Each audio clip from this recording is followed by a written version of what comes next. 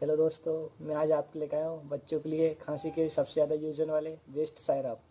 Mainly खांसी दो type की होती है, एक सूखी खांसी और कफ वाली खांसी।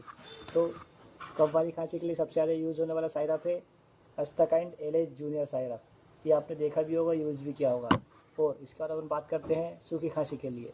तो सबसे ज़्यादा यूज़ होने वाला सायराप है अस्टाकाइंड डीएक्स सायराप। ये दोनों सेम कंपनी के मेनकाइंड द्वारा बनाए जाते हैं और इन दोनों का डोज मेनली सेम चलता है। जैसे बच्चे की एज रहती है वैसा डोज कैलकुलेट होता है। और ऐसे ही वीडियो के लिए लाइक करें, शेयर करें, सब्सक्राइब करें।